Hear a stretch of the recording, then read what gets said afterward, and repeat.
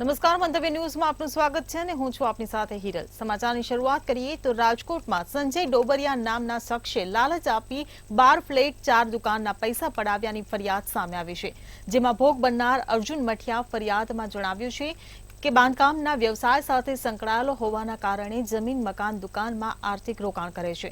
2021માં Morbi road satellite ચોકથી આગળ આવેલા Aryan avenue નામની બાંધકામની સાઇટ ખાતે સંજય ડોબરિયા સાથે તેમના દ્વારા જમીન મકાનમાં રોકાણ કરવાની વાત કરી હતી। સમગ્ર મામલે બી ડિવિઝન પોલીસ દ્વારા સંજય ડોબરિયા અને જ્યોત્સના ડોબરિયાની ધરપકડ કરવામાં આવી છે।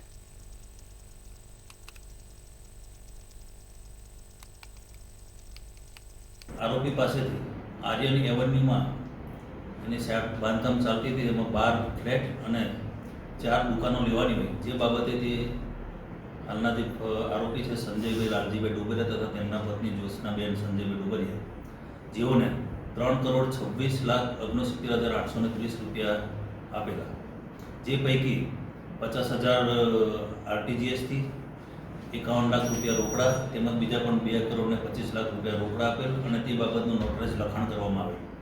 અને આ લખાણમાં જે આરોપીના પત્ની છે, જેઓ એ પેઢીમાં ના હોય તેમ છતાં તેમના નામે પણ નોટરાઇઝ કરવામાં આવેલું છે, જે આધારે ફરિયાદ દાખલ કરીને હાલ ગુનો દાખલ કરીને એમની ધરપકડ કરવામાં આવી છે। રાજકોટ નાગરિક બેંક ફરી એકવાર વિવાદમાં આવી છે, ત્યારે કૌભાંડ અને અણઘડ વહીવટના આરોપ લગાવવામાં આવ્યા છે। એક જ પરિવારે 35 થી વધુ વખત લોન મેળવી હોવાના આરોપ લગાવવામાં આવ્યા છે, તેમજ બેનામી વ્યક્તિઓના નામે ખોટી લોન આપવાનો પણ આરોપ લગાવાયો હતો। સીઈઓ અને ડીજીએમ પર ગેરરીતિના આરોપ લગાવવામાં આવ્યા છે।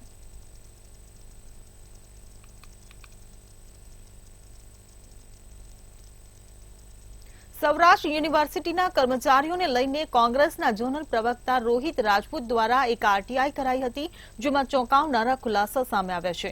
મીડિયા સાથેની વાતચીતમાં રોહિત રાજપૂતે જણાવ્યું કે સૌરાષ્ટ્ર યુનિવર્સિટી કેમ્પસમાં 44% શૈક્ષણિક સ્ટાફની અછત છે, જેમાં વર્ગ 4ના 80% સ્ટાફ, વર્ગ 3ના 77% સ્ટાફ, વર્ગ 2ના 42% સ્ટાફની અછતનો સમાવેશ થાય છે।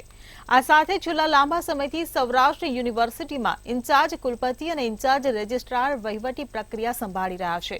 હાલ આવી પરિસ્થિતિના કારણે સૌરાષ્ટ્ર યુનિવર્સિટીનું વહીવટી તંત્ર ખાડે ગયું છે।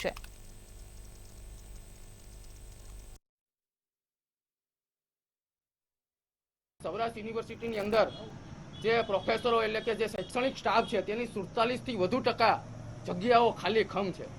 બિન શૈક્ષણિક સ્ટાફની વાત કરવામાં આવે તો ટોટલ 70% જગ્યાઓ કોન્ટ્રાક્ટ બેઝ ઉપર છે, એમાં વર્ગ 4ની 80% જગ્યાઓ ખાલી છે, વર્ગ 3ની 77% અને વર્ગ 2ની 42% જગ્યાઓ ખાલી છે, કે એનો મતલબ બધું કોન્ટ્રાક્ટ બેઝ ઉપર જ છે। કુલપતિ ઇન્ચાર્જ છે, રજિસ્ટ્રારે ઇન્ચાર્જ છે, ચીફ એકાઉન્ટ ઓફિસરે ઇન્ચાર્જ છે। જાણે આખી સૌરાષ્ટ્ર યુનિવર્સિટી હંગામી યુનિવર્સિટી બની ગઈ હોય, અને જેને લીધે અવારનવાર સૌરાષ્ટ્ર યુનિવર્સિટીની અંદર વિવાદો, ભ્રષ્ટાચારો, પરીક્ષા અને પરિણામોમાં છબરડાઓ। ભાવનગરના સિંહોરમાં બનતા કોમ્પ્લેક્સોના પ્લાન નિયમ મુજબ પાસ થાય છે, પરંતુ સ્થળ પર જગ્યા છોડવામાં આવતી નથી, તેમજ 0 લેવલે ચણતર કામ શરૂ કરી દેવાયા છે, છતાં તંત્ર દ્વારા આવા ગેરકાયદેસર દબાણો દૂર કરવામાં આવતા નથીના આક્ષેપ કરવામાં આવી રહ્યા છે। પાર્કિંગ, ટોયલેટ, યુરિનલ અને માર્જિન ન છોડેલ હોય તેવા બિલ્ડિંગના સૂત્રધારો સામે કાર્યવાહીની રાષ્ટ્રીય દલિત અધિકાર મંચ દ્વારા માંગ કરવામાં આવી છે। કોમર્શિયલ કોમ્પ્લેક્સમાં જે કાંઈ નિયમો હોવા જોઈએ એવા નિયમોમાં પણ જે સરકારની જે સૂચના છે કે સરકારી ગાઈડલાઈન છે એનું પાલન થતું નથી એવું લોકોમાં ચર્ચાઈ રહ્યું છે, અને લાગતા ઓળખતા હોય એમને આવી બધી છૂટછાટ આપવામાં આવે છે।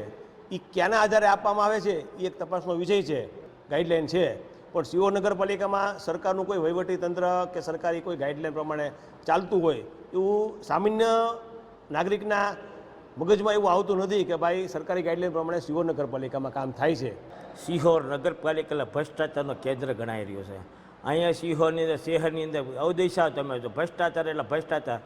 અહીંયા બિલ્ડિંગો, કોમ્પ્લેક્સો જો કોઈ નીતિ નિયમ નથી, કોઈ 0 લેવલમાં બાંધકામ થઈ રહ્યું છે નથી, સંડાસ બૂતળી હોય છે તેને એની આગળ કોમ્પ્લેક્સ ટ્રાફિક એટલે તમે કહે ને વાહન પાર્કિંગ પણ સુવિધાઓ નથી। એટલે આ શું છે, કયા આધારે આ બધા મંજૂરી આપવામાં છે?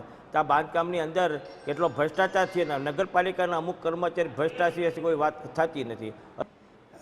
રજૂઆત આવે છે એની નિયમ મુજબ તપાસ કરાવી અને એન્જિનિયર છે કે અમારા કર્મચારીઓની ઓલી બનાવીને તપાસ કરાવીશું.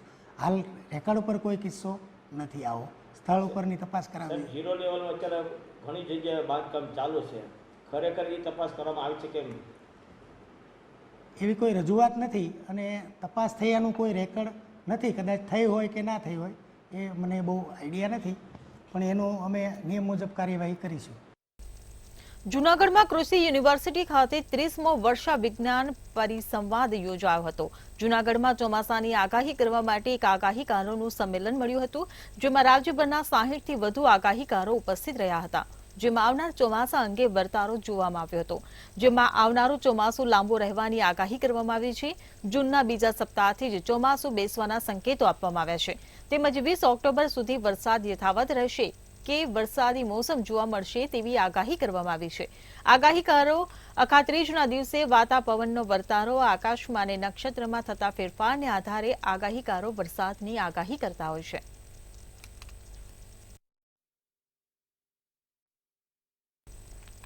જૂનાગઢના માંગરોળના બસ સ્ટેન્ડમાં છેલ્લા ઘણા સમયથી સુવિધાઓના નામે મીંડું જોવા મળે છે.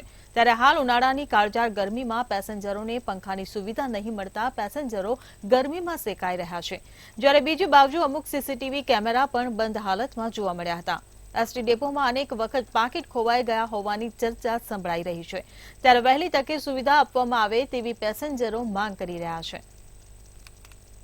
માંગરોળનું જે બસ સ્ટેન્ડ છે એ નવું બસ સ્ટેન્ડ બનાવવામાં આવ્યું છે, પરંતુ આપણે પંખાની હાલત તો બહુ કફોડી સ્થિતિમાં પંખાઓ છે.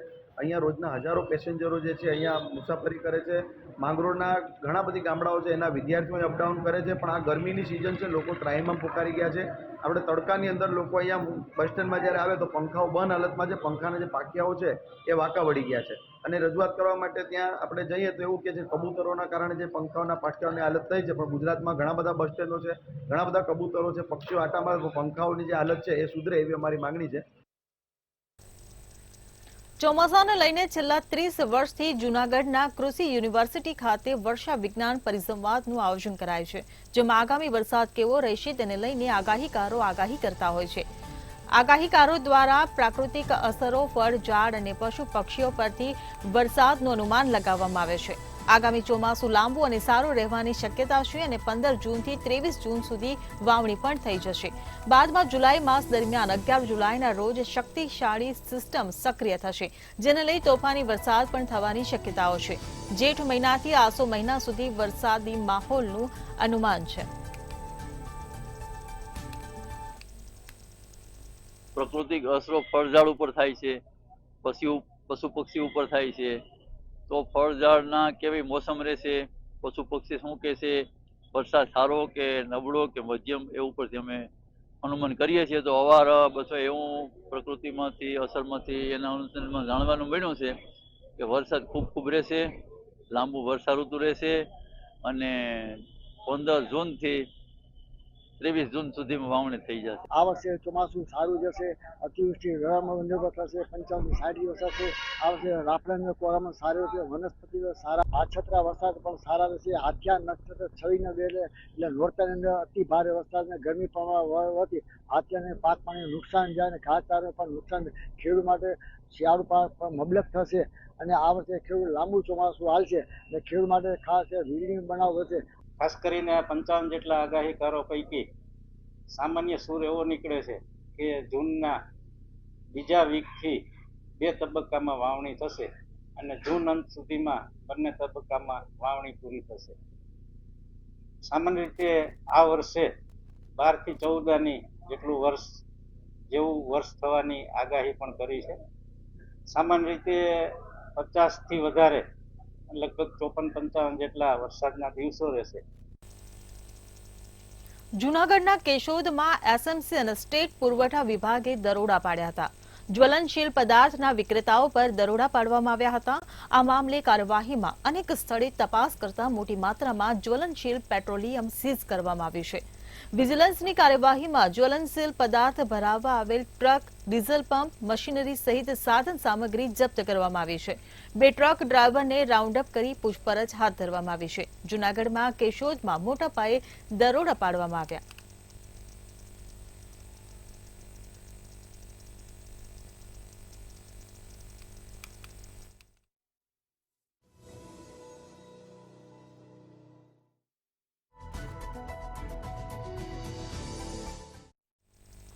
સિંહોર નગરપાલિકા તંત્રનો વહીવટી દિન પ્રતિદિન ખાડે જઈ રહ્યો છે, જેમાં દરરોજ ઉભરાતી ગટરો, અનિયમિત સફાઈ કર્મચારીઓને અનિયમિત પગાર, પાણી વિતરણમાં ધાંધિયા તથા દરેક વિભાગમાં ભ્રષ્ટાચાર જેનો ભોગ સિંહોરની જનતા બની રહી છે.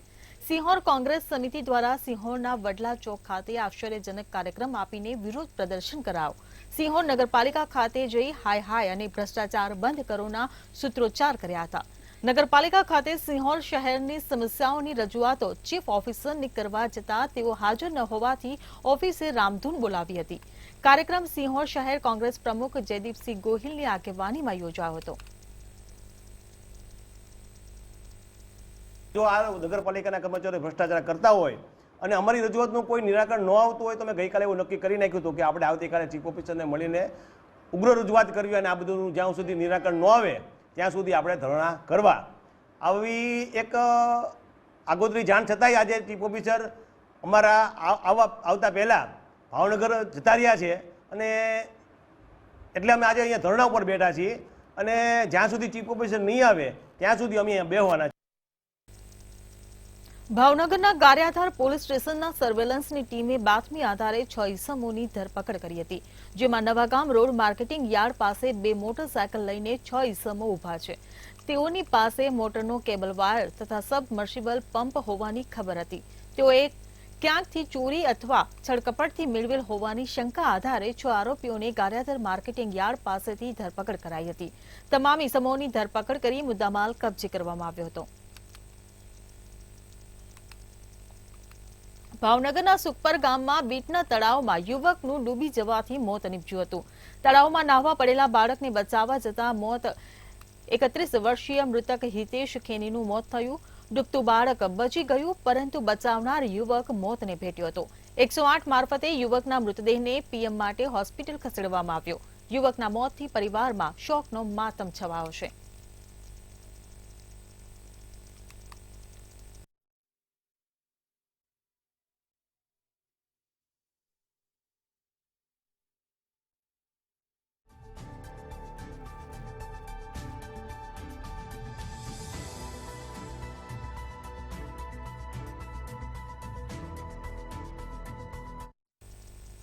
ભાવનગર એલસીબી દ્વારા ગેરકાયદેસર કરણી સેનાના અધ્યક્ષને પકડવાની કલેક્ટર સમક્ષ ફરિયાદનો મામલો સામે આવ્યો છે. ક્ષત્રિય કરણી સેનાના ગુજરાત પ્રદેશ કાર્યકારી અધ્યક્ષને ગેરકાયદેસર પકડવાના આક્ષેપ લાગ્યા છે. ભવાનસિંહની અટકાયત બાદ રાજપૂત સમાજના આગેવાનો એલસીબી ઓફિસે પહોંચ્યા હતા.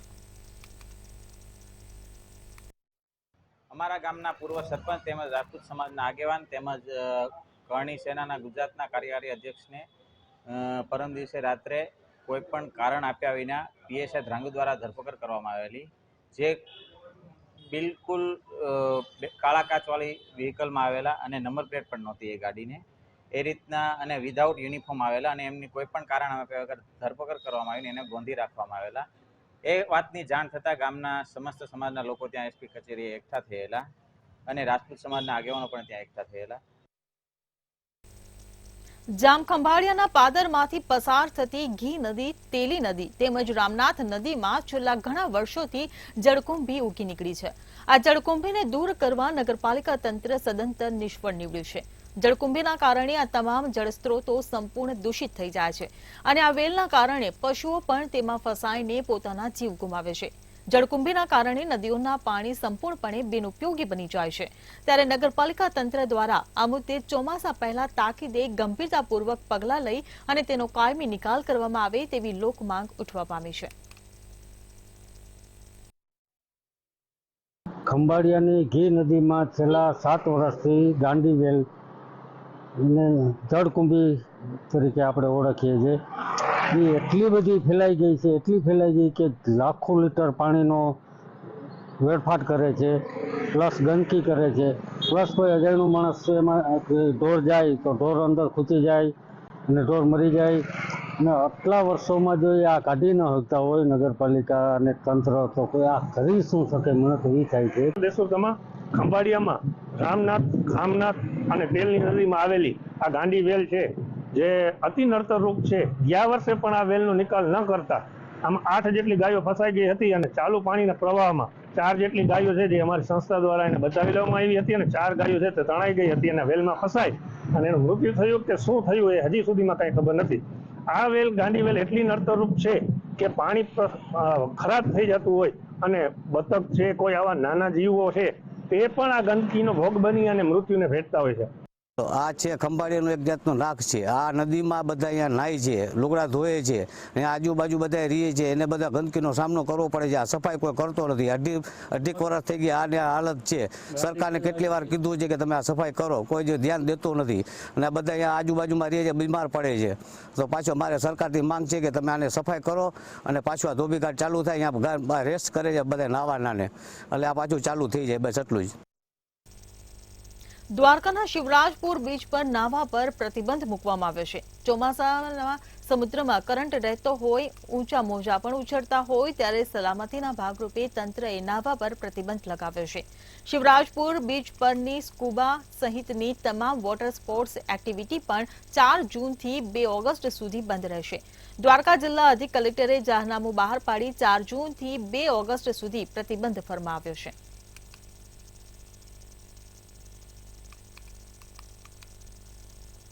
સુરેન્દ્રનગર લીંબડી અમદાવાદ હાઈવે પર પાણશીના ગામના પાટિયા પાસે અકસ્માત સર્જાયો હતો. ટ્રક અને કેમિકલ ભરેલ ટેન્કર વચ્ચે અકસ્માત સર્જાતા એક વ્યક્તિનું મોત થયું હતું, જ્યારે 2 વ્યક્તિઓ ઇજાગ્રસ્ત થતા સારવાર માટે હોસ્પિટલ ખસેડવામાં આવ્યા હતા. જ્યારે ટેન્કરમાંથી કેમિકલ લીક થતા વાહન ચાલકોમાં ફફડાટ ફેલાયો હતો અને અકસ્માતને પગલે હાઈવે પર ટ્રાફિક જામના દ્રશ્યો પણ જોવા મળ્યા હતા.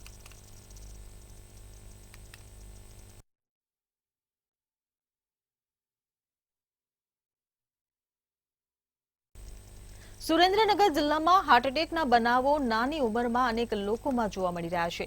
ત્યારે લખતર મોચી બજારમાં રહેતા પાર્થ પટેલને બપોરે જમ્યા બાદ અચાનક જ છાતીમાં દુખાવો ઉપડ્યો હતો.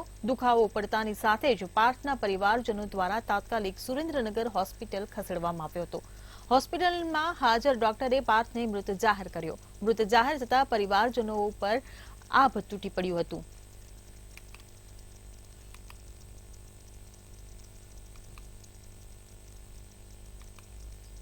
સુરતમાં હત્યારાઓ અને બદમાશોની શાન ઠેકાણે લાવવા અને શહેરીજનોમાંથી આવા ગુનેગારોનો ખોફ દૂર કરવા માટે ડિંડોલી પોલીસે ઝુંબેશ હાથ ધરી છે. જેના ભાગરૂપે ડિંડોલી પોલીસે યુવકની હત્યાના કેસમાં 5 આરોપીઓનું જાહેરમાં સરઘસ કાઢ્યું હતું. ડિંડોલી વિસ્તારમાં જૂની અદાવત રાખીને 28 વર્ષીય અતુલ સોની નામના યુવકની 5 જેટલા લોકોએ હત્યા કરી હતી. આ કેસમાં ડિંડોલી પોલીસે કાર્યવાહી કરી 5 હત્યારાઓને ઝડપી લીધા હતા. ડિંડોલી પોલીસે હત્યારાઓની શાન ઠેકાણે લાવવા ગણપતિ ધામ સોસાયટીમાં સરઘસ કાઢ્યું હતું અને લોકો સમક્ષ હવે પછી ગુનાહિત પ્રવૃત્તિ નહીં કરે તે માટે જાહેરમાં જ 2 હાથ જોડી માફી મંગાવી હતી.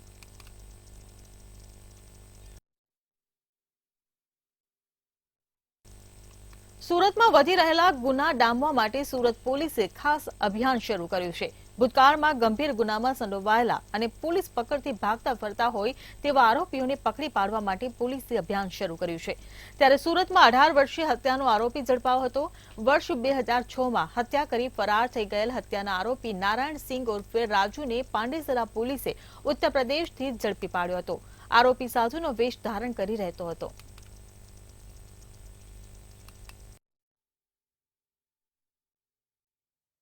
दो सिक्योरिटी वालों के बीच में झगड़ा हुआ और एक ने दूसरे को सरिये से मार दिया और जो मरने वाला था उसका नाम भोला रामदीन पटेल था. ये फतेहपुरा यूपी का मूल रूप से रहने वाला था और जो मारने वाला है वो नारायण सिंह उर्फे राजू, सौरभ सिंह ब्रिजमोहन सिंह राजपूत है. ये लल वैली फतेहपुर यूपी का रहने वाला है. ये यहाँ से इसको सरिया मार के और यहाँ से रात को भाग गया था. ये घटना 2006 की है. उसके बाद में ये 2 साल तक करीब मुंबई में रहा. उसके बाद में थोड़े दिन कानपुर रहा. फिर एक ट्रांसपोर्ट की गाड़ी चलाने लग गया. एमपी में इसका एक्सीडेंट हो गया, एक हाथ कट गया इसका. और बाद में ये वापस अपने गांव में चला गया और वहाँ साधु का वेश धारण कर लिया और गांव के बगल में एक जंगल में रहने लग गया। तो बातमी के आधार पे पांडेसरा पुलिस स्टेशन के सर्वेलेंस स्टाफ ने इसको वहाँ से अटक किया है और अभी कोर्ट के सामने प्रोड्यूस करके आगे की कार्यवाही की जा रही है। સુરતના દુલિયા નેશનલ હાઈવે પર અકસ્માત સર્જાયો છે। કિંગવાડ ગામની સીમમાં ટ્રકે પલટી મારી હતી। દુલિયાથી ટામેટા ભરી સુરત જતી ટ્રકે પલટી મારતા અકસ્માત સર્જાયો હતો। અકસ્માતમાં 3 લોકોના મોત થયા જ્યારે 7 જેટલા લોકો ગંભીર રૂપે ઘાયલ થવા પામ્યા છે। પોલીસને જાણ થતાં પોલીસ કાફલો ઘટનાસ્થળે આવી દોડી આવ્યો અને તપાસ હાથ ધરી છે। મૃતદેહોને પીએમ અર્થે હોસ્પિટલ ખાતે ખસેડવામાં આવ્યા છે।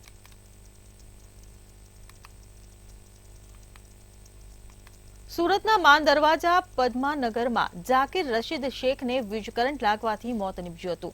યુવક પોતાના ઘરના દાદર પર રાખેલી લોખંડની જાળી ઉચકવા જતા ત્યાં લાગેલા ટોરેન્ટ પાવરનો વાયર અડી જતા કરંટ લાગ્યો હતો।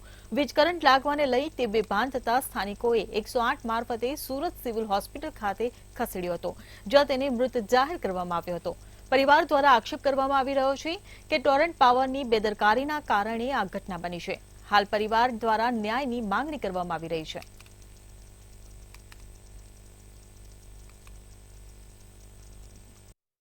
कि भाई को टोरेंट पावर का जो सप्लाई है उससे शॉर्ट लग के ये जगह पे इसका मृत्यु हो गया। तो ये मृत्यु कैसा हुआ इसके बारे में हमको जानकारी अभी कुछ ये मिली नहीं है। हमने सिविल में इसका पोस्टमार्टम करने के लिए लाए हुए हैं। अभी इसका पोस्टमार्टम चालू है। अब पोस्टमार्टम करने के बाद इसमें क्या निकाल आता है वो हमको देखना है और ये पोस्टमार्टम होने के बाद इसकी पूरी की पूरी जांच होना चाहिए, ऐसे हमारी मांग है। સુરતમાં નકલી નોટ બનાવવાનું કારખાનું ઝડપાવાનો મામલો સામે આવ્યો હતો, ત્યારે આ મામલે નકલી નોટ ખરીદનાર વધુ એક આરોપી ઝડપાયો છે। પોલીસને રૂપિયા 2.90 લાખની નકલી નોટ મળી આવી હતી। નકલી નોટ ખરીદનાર સાદિક બટાકાવાલાની ધરપકડ કરવામાં આવી છે। થોડા દિવસ પહેલા લીંબાદમાંથી નોટ છાપવાનું કારખાનું ઝડપાયું હતું।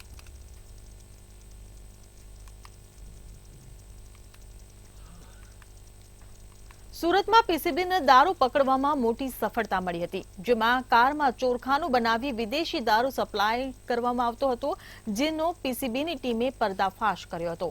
5.71 લાખનો મુદ્દામાલની દારૂની 572 બોટલો સાથે કાર જપ્ત કરવામાં આવી હતી।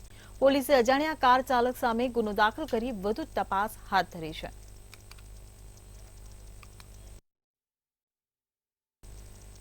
हाल समाचारों में बस आटलू ज। વધુ સમાચાર માટે જોતા રહો મંતવ્ય ન્યૂઝ। नमस्कार।